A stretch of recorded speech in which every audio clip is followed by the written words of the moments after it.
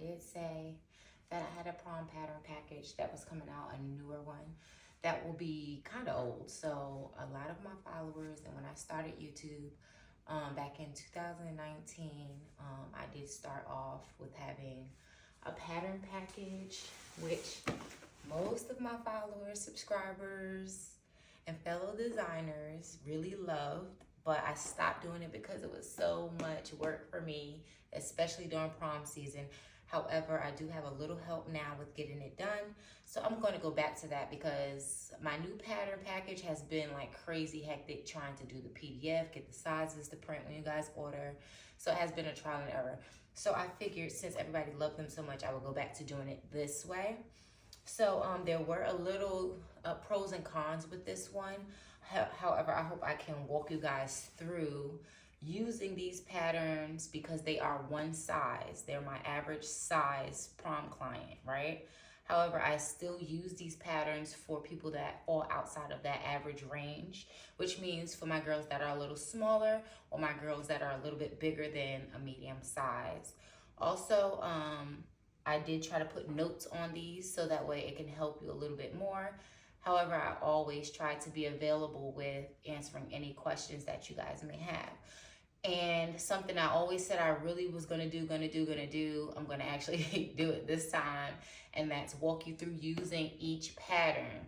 So that way when you purchase whatever pattern you decide, whether that's the whole package or a specific item in the package, that when you purchase that item, there will be a coinciding video that you can use to walk through how to use each pattern. So I'm going to start, well, I'll explain each pattern right now that I have. There's a couple more that I have to cut out that you'll see I'll cut out during this video because I'm going to use it. Here we have our sleeve pattern, and I'll have the notes. It'll tell you once, I don't have my pen right here, but some of them already have it. I'll have the notes on the length of each pattern, the width of each pattern, the size, which you'll also see in the description when you purchase them on my website. However, this pattern is what is technically the average arm in general. So most of my prom clients are a little smaller because they're younger. However, this is a 6-inch width, which is 12 inches.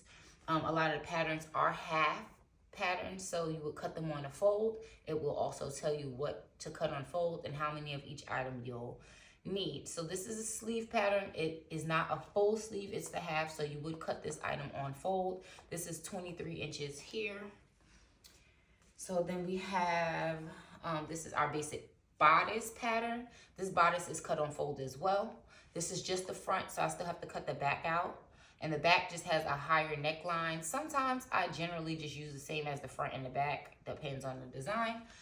You'll see that this width is a 34-inch. Most average size is 34 in the bust, 34B, 34C, whatever the size. And then again, I'll show you guys the easiest thing to do with changing the sizes on a pattern is to go larger, right? So we add how many inches we need around, and then we cut out that way. Smaller is a little trickier, but it's doable. This is going to be our mermaid skirt back pattern, including the godets. You'll see it has a dart. This is the waist, and then it has a godet on the sides, which for this pattern, generally I would use the godets unless you're able to understand how to remove the length from the back. I'll show you how to do that as well when we use it. I think I'm gonna go with this pattern today. Actually, or should I do circle skirt? I'm gonna do the circle skirt today, so we're not gonna use this pattern right now with this fabric here. So, but you'll see that this is the side, and you'll see some notes here, cut on the fold, and then it'll have some lettering, and you just match the letters so you know which seam goes to which item. And you would get this. So when you purchase, you would get a cutout of the actual pattern, and then you can reuse them versus like with paper. You get paper, they rip, because I use paper sometimes. They rip, they tear, you laminate them. This, it just is what it is. It's white, can get a little dirty, but you know, you can always use the same pattern and create your own again, which is a good thing too. So this is going to be our front mermaid, and the side pattern is along with the back. So these two go together. And then we have our front and back of a basic skirt pattern. So this is the back. You'll see some notes on there. Cut 2, this attaches to a circle skirt bottom. This is the front. All right, so we have those. And then we have our circle skirt. So the only thing that's missing, which I had a few people actually ask the question on how I did the deep plunge with adding the embellishments along the plunge, which is one of the more requested items, especially with everyone using the rhinestone bodice pieces on the top. And it's you can use a regular bodice, mesh bodice, which is how I do. However, if the rhinestone piece is not, like if it's open, is not as dense as you would like, then you would have to deal with it being sheer. So with the yoke bodice that I'm going to cut out and also include in the package, you have the option of putting a solid piece behind that and still having that deep plunge look mesh in the middle where they can show some cleavage, but it not be over revealing. So this is our circle skirt pattern. With our circle skirt pattern, it will have the front and the back. So they're both the line right now. Again, these lengths are generic. You can make them shorter or longer if you please. These are just the sizes that I generally use. But if you have someone who's taller, you would make it longer, which is very easy to do. So we're gonna actually do the circle skirt pattern today. We're gonna use the circle skirt. We're gonna use the circle skirt train. We're gonna use the regular skirt, and then we're gonna do that deep plunge bodice with the yoke in it, and then we'll add a piece of rhinestone bodice applique at the top. And yeah, so let's get started. So I have my fabric already laid out, but we're gonna fold it in half because like I said, most items are cut on fold just so that we could save space. So we have this here. When you are working with any type of velvet fabric, you have to be conscious that velvet fabric looks different from different angles. So you want your top to always remain the top of your fabric. So if we're gonna decide that this is a top, so like if I look at it from this way, it's darker. If I look at it from this way, it's lighter. This is a crushed velvet stretch fabric. With the crushed velvet, it can look weird in any way, but it's still, the rule still applies when it comes to velvet, which has been one of the hardest things that I had dealt with in the beginning, was getting my velvet fabric, especially when you make the mistake, which I did with, I had a large order of bridesmaid dresses, and I cut all the panels on different sizes trying to save space with fabric, and everything looked crazy. So I had to redo that. So trying to save you guys some time and not have to do it that way. Okay, so we folded everything. This is our fold, of course. I'm gonna use this as my top, and I'm gonna cut the first piece out, which is gonna be our front.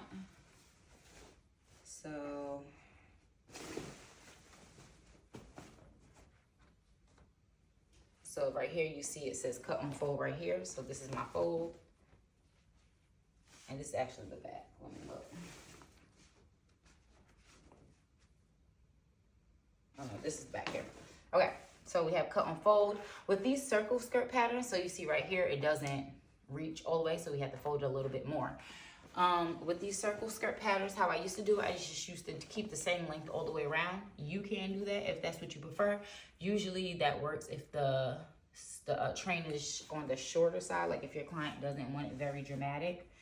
However, visually, I think it looks better when you gradually allow the train to get longer. So that's what that's like for my patterns in general. So the circle skirt pattern will gradually get longer, which is why you see the front here is 28 inches. That way they're not tripping when they're walking. But then the side here is 32 inches, and then the back fold is gonna go all the way to 35 inches. Again, you can make that as long as you would like. It's very easy to add those inches on. So let's pull this a little further out. Boom, right there, it looks good.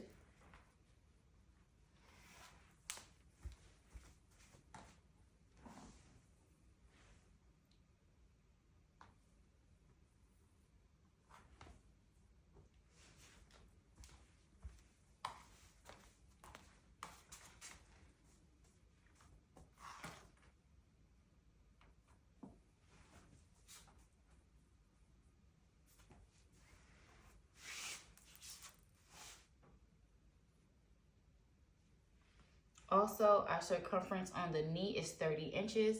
Generally, I would make the knee around the same length as what the waist is. So most of these patterns do have a 30-inch waist. This fabric does stretch, so when you'll also see some notes that if the fabric stretches, you don't technically need seam allowance. I do use a serger. My serger seam allowance is probably about 1/4 of an inch, maybe 3/8 of an inch. So that's so small and insignificant to stretch fabric that I generally don't use seam allowance with stretch fabric. However, if I'm using a fabric that doesn't stretch, I do add seam allowance in those situations. Okay, depending on the fabric. So this is what we have. Let me grab my scissors. We're gonna cut the front out and then we'll cut the back out.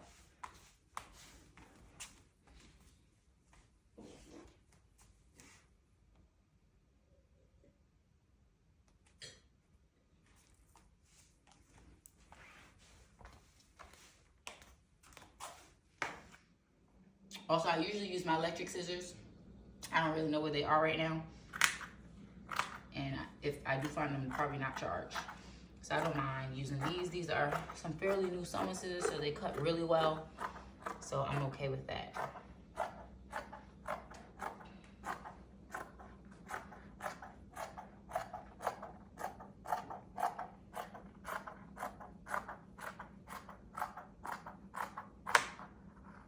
We do have our salvage up here still. So we're gonna cut that off. I left a little room for it to be cut off.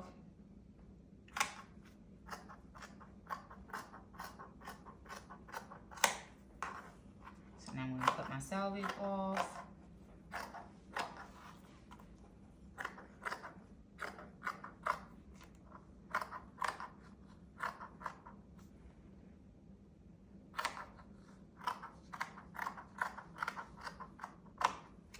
Boom, front of our skirt's cut out, very easy. So now I'm going to fold this fabric again and then we're going to cut the back out.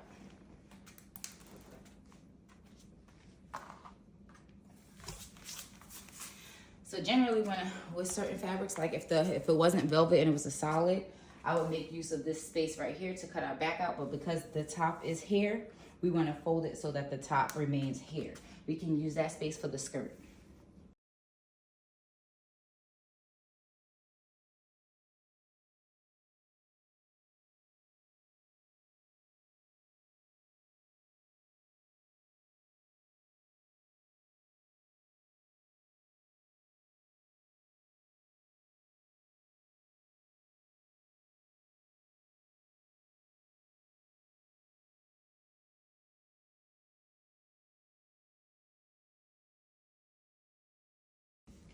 So the circumstances where you would need to make the circle skirt longer, like say your client is taller, you would just add the inches uniformly around. So like say you need to add 5 inches, you would then use your measuring tape, take the 5 inches and add the 5 inches all the way around. If your knee opening is wider, you can cut out what you have here and then the same thing, go back under. So I will cut it out to the pattern. Then I will come in and remove the 3 inches or 2 inches uniformly around. So same way. So that's if they're wider. If they're smaller and their knee opening needs to be closed some, then you would add the inches back in. Same as if they wanted it shorter. If they wanted it shorter, you can mark this with sewing chalk, then go in and remove the inches all the way around versus cutting it first and then going back in. If you have the fabric to waste, then fine. But if you don't want to waste fabric, because taking out inches to make it shorter can save you a lot of fabric. If you want to save that fabric, I would use sewing chalk, draw it, and then remove those inches.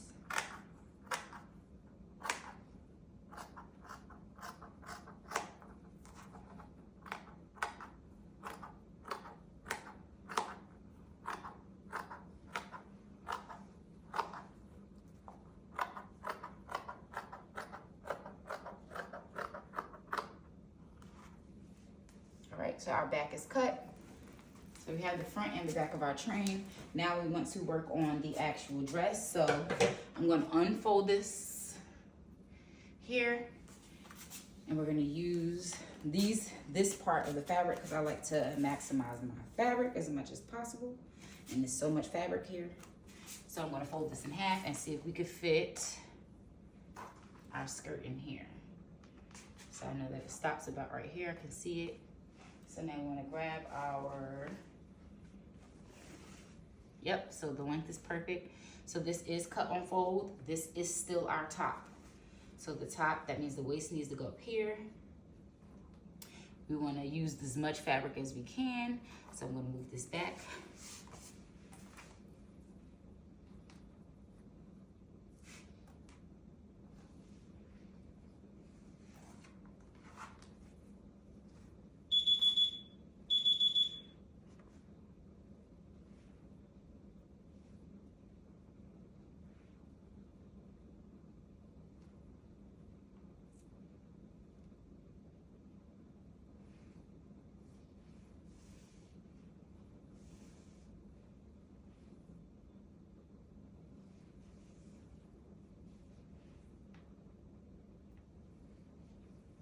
So now I'm gonna cut this.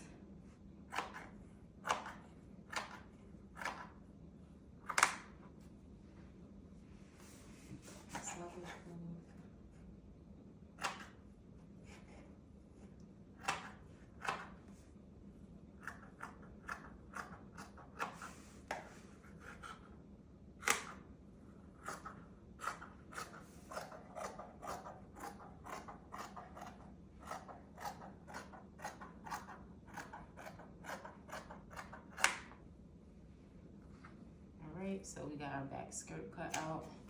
I like to get rid of some of these pieces here because we don't need them. It's just too small. Boom. So now I'm gonna cut, I'm gonna open up. So the back of the skirt is not cut on fold, it's cut too. But you can cut it on the fold and then I open this up so that we can put our zipper in and we will have a seam in the back. Now I'm gonna cut my dart out.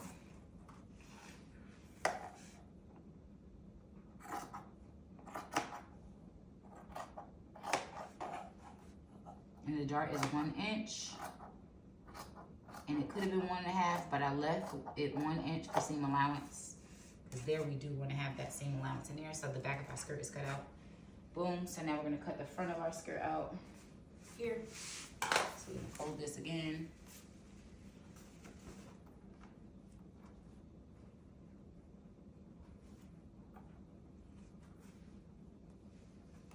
Cut and fold. And this is the top, so that means our waist is at the top. Line up the selvage. Line up here first. Slide it back.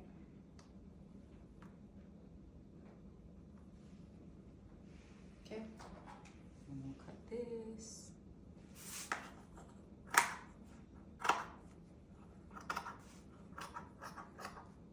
Feet probably dirty. I got sequin all over the floor. Boom.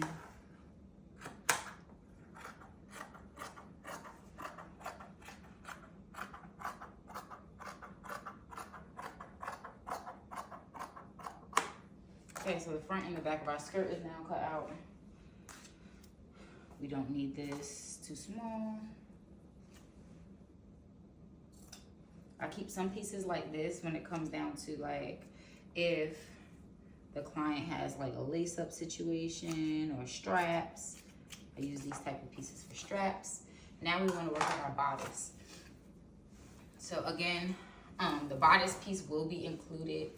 So I'm going to use the original front bodice piece that I have now, but I'll include both the regular front bodice and the front bodice with the yoke. So this is our bodice. We're going to cut this on the fold. And this can go however you want, right? So like the easier way to do it, I'll show you in a second. Again, this is our top, so we want our neckline at the top. I'm gonna cut this on the fold. And I will cut 2 of these out for the front and the back. And our back yoke bodice situation will be included. It's a little bit different from the front.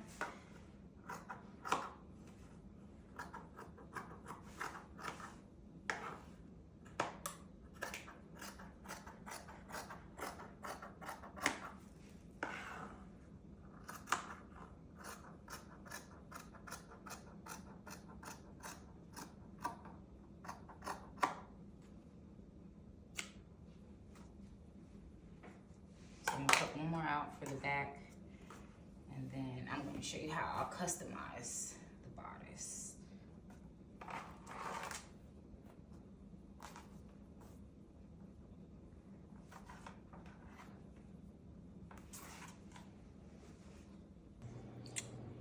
All right, so this is what we have. And that's what the pattern would create. This is using the circle train pattern, the skirt pattern, and this will be the bodice with the yoke. I'll probably adjust the pattern just a little bit so that it closes just a little bit. We only want this to be about this wide, but we did want the opening just so that it's easier to do this stitch right here and not have to have too much of a pinch situation going on. We did double our yoke so that our neckline looks pretty nice. Same with this. Usually I would use a skin tone that matches the mesh here, but I just used what I had just to show you guys. It has a little stitch here so that I could make my hem. I did not hem anything yet. The bottom isn't hemmed. I would generally put in horsehair on the bottom. Here's what our back looks like, and this is where I said we can use mesh here normally so that the mesh matches the mesh in the front. It would then look like it's just doing this number here and coming down the back. It would have the mesh. We would then double this. If you use mesh for this part here, you would double it the same way we did the front. We put hooks here. You can see our darts. This is just a little bit bigger for my mannequin. My mannequin's a smaller mannequin. So everything is pinned here a little bit, but for the most part, this is what we have going on. Yes, baby, I'll pick you up. Yes, give me, yes, 1 second, honey. So yes. Want to say hi? No? No, she's sick. We've been home for like a week. But, yeah. So this is the gist of what we have going on, and then we start adding embellishment. So this is the foundation of this style dress. You can adjust it how you need, but I'm gonna go ahead and add some embellishments on here. Don't come around if you ain't close to me. I ain't built like them. It gotta work for me. Just cause I want you don't mean I want you. I don't. You got some high hopes.